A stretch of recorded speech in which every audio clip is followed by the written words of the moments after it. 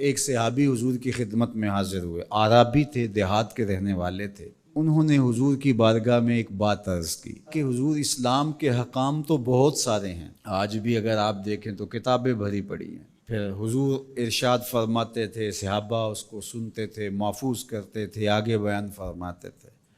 ان کا بہت سارے احکام ہیں اسلام کے، میں ایک دیہاتی شخص ہوں، مجھے کوئی ایک بات ارشاد کر دیجئے جو میرے لیے کافی ہو۔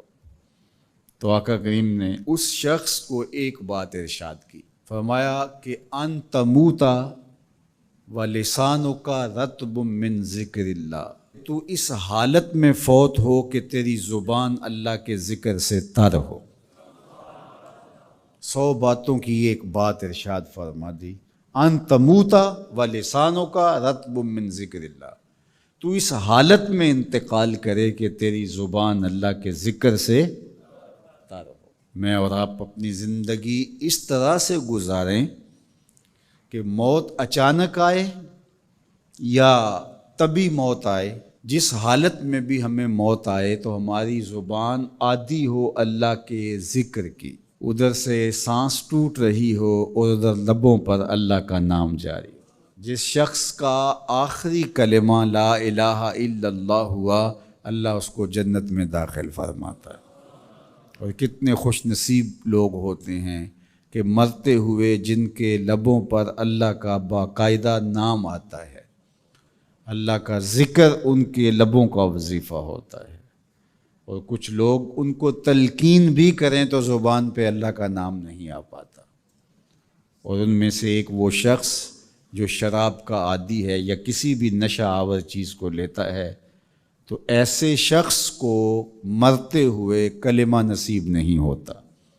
جو اس کو دنیا کے اوپر سزائیں دی جاتی ہیں، ان سزاؤں میں سے ایک سزا یہ ہے کہ مرتے ہوئے اس کے لبوں پہ کلمہ نہیں آتا۔ اور علماء نے یہ بھی لکھا ہے کہ جو بے نماز ہے، نماز نہیں پڑھتا، مرتے ہوئے اس کے لبوں پہ بھی کلمہ جاری نہیں ہوتا۔ اللہ اکبر۔ تو ایک جامع بات ارشاد کر دی کہ ان تموتا ولسانک رطب من ذکر اللہ، تو اس حالت میں فوت ہو کہ تیری زبان اللہ کے ذکر سے تر ہو۔ قرآن مجید میں ہمیں اللہ تعالیٰ نے یہ بھی حکم دیا ہے کہ مجھے یاد کرو، اور یہ بھی حکم دیا ہے کہ مجھے فراموش نہ کرو۔ وَلَا تَكُونُوا كَالَّذِينَ نَسُوا اللَّهَ فَأَنْسَاهُمْ أَنفُسَهُمْ أُولَٰئِكَ هُمُ الْفَاسِقُونَ، ان لوگوں کی طرح نہ ہو جانا جنہوں نے اللہ کو فراموش کر دیا، اللہ کو بھول گئے۔ جب کوئی خدا کو بھول گیا تو خدا پھر اس کو فراموش کر دیتا ہے، اور اس کی سزا کیا ہے کہ وہ خود فراموشی کا شکار ہو جاتا ہے، وہ اپنے آپ سے بھی آگاہ نہیں رہتا۔ تو ہمیں جو حکم دیا گیا وہ ہے اللہ کو یاد کرنے کا۔ تو یاد کرنے کا ایک مفہوم یہ ہے کہ اللہ جل شانہ کی اطاعت کی جائے، اس کی فرما برداری کی جائے، اس کے احکام پر عمل پیرا ہوا جائے، نہ یہ ہے کہ اس کے احکام کو فراموش کر دیا جائے۔ یقول اللہ تبارک و تعالی، اللہ جل شانہ خود ارشاد فرماتا ہے، یہ حدیث قدسی ہے، فیما یروی عن ربہ، جو حضور اپنے رب سے روایت کرتے ہیں۔ اللہ جل شانہ کیا ارشاد فرماتا ہے، سنیے، انا عند ظن عبدی بی، میرا بندہ میرے بارے جو گمان کرتا ہے میں ایسے ہی معاملہ کرتا ہوں، یعنی بندے کو میرے سے جو گمان ہے تو میں اس کے مطابق معاملت فرماتا ہوں۔ وَأَنَا مَعَهُ إِذَا ذَكَرَنِي، اور جب وہ مجھے یاد کرتا ہے میں اس کے ساتھ ہی ہوتا ہوں۔ جب میرا بندہ مجھے یاد کرتا ہے تو میں اس کے ساتھ ہوتا ہوں۔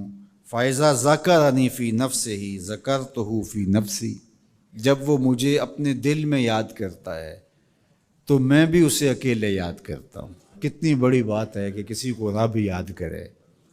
اللہ اکبر۔ کہا جب وہ اکیلے مجھے یاد کرتا ہے تو میں بھی اس کو اکیلے یاد کرتا ہوں۔ وَإِن ذَكَرَنِي فِي مَلَئٍ ذَكَرْتُهُ فِي مَلَئٍ خَيْرٍ مِّنْهُمْ، اگر وہ مجھے مجمع میں یاد کرتا ہے، لوگوں کے ہجوم میں یاد کرتا ہے، تو میں بھی اسے مجمع میں یاد کرتا ہوں جو اس مجمع سے بہتر ہے، اس اجتماع سے بہتر ہے۔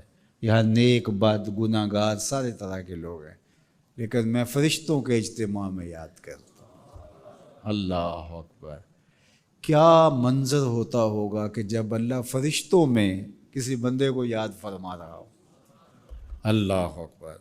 اور ایک حدیث میں جو ہے وہ اس کے پھر آگے لفظ جو ہے یہ ہیں، میرا بندہ میری طرف اگر ایک بالشت چل کے آتا ہے تو میں ایک ذرا آتا ہوں، اور میرا بندہ میری طرف اگر ایک قدم آتا ہے 70 قدم آتا ہوں، اور اگر میرا بندہ میری طرف چل کر آتا ہے اتیتہ ہر والا، میری رحمتیں دوڑ کے استقبال کرتی۔